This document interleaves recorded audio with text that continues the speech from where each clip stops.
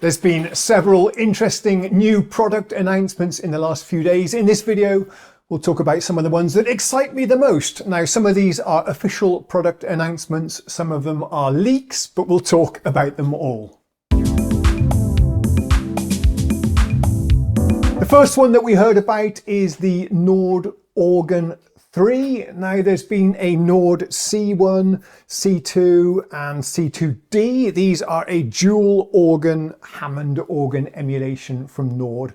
Really nice actually, perhaps not the most authentic Hammond organ emulation in this day and age, but a real nice compact package. The thing is that this has been announced, as far as I can tell, the major improvement is the Leslie simulation has been improved, but it sounded pretty great on the old one. It has been discontinued for about 5 years, these dual manual, the two keyboard Nord organs, but now it's back in the form of the Nord Organ 3. Very nice. I love the Hammond organ, and the clone wheel organs in that format are very attractive to me, but this is coming in. We don't know the official prices yet, but I've seen some Swedish retailers selling this for about $4,500. So not something that I'm going to be buying. That's a little bit too rich for me, but it has sparked my interest to perhaps get a used Nord C2, one of the earlier models. You can pick those up for about $1,300. And yeah, I do love having something here in the shack which does sort of reproduce the feel of playing a Hammond organ with the dual manuals.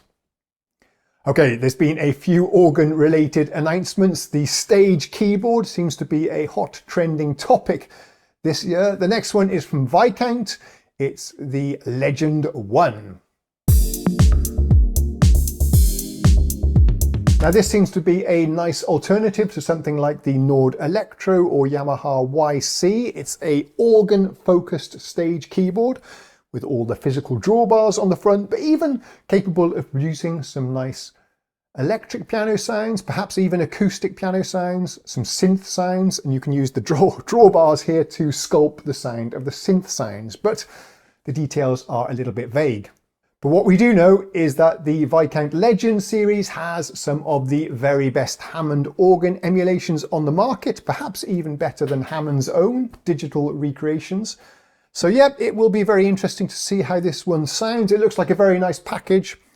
We don't know the price yet, but I suspect it to be somewhere around the $2,500 price. I'm just guessing, I don't know anything, and I don't have any inside info with Vicant, even though I have demonstrated for them the Legend Live before, a dual manual organ, which was absolutely wonderful. So, hoping I one day get the opportunity to try this out for myself.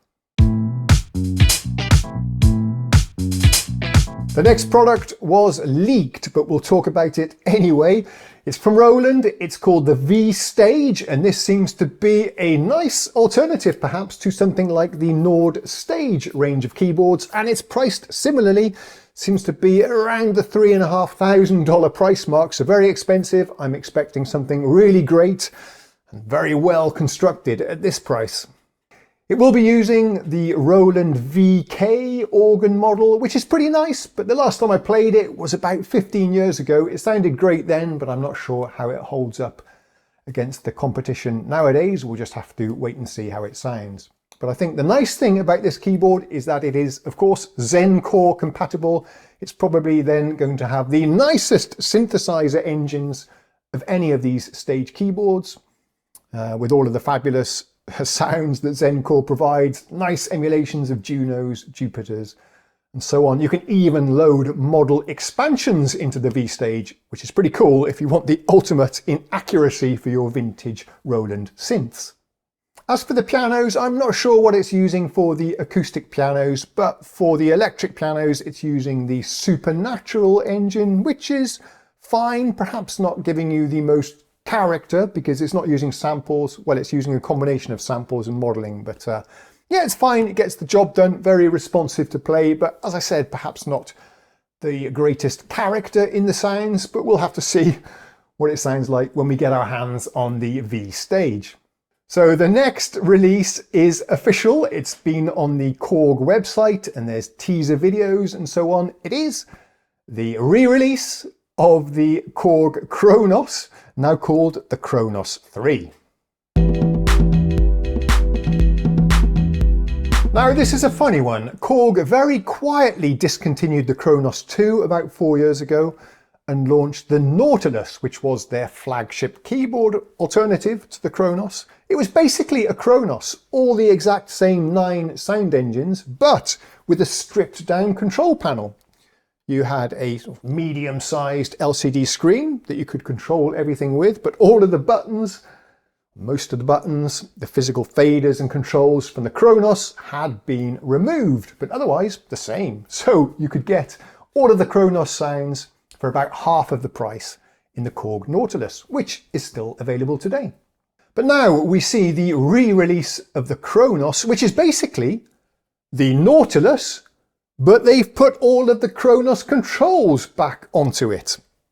So it's basically seems to be the same as the KRONOS 2, which is not a bad thing. It's nice to have options if you want the form factor of the KRONOS and those sounds again, the same 9 sound engines, then yeah, it's available once more to purchase in the KRONOS 3. We don't know what it will cost. I'm guessing $3,500, $4,000.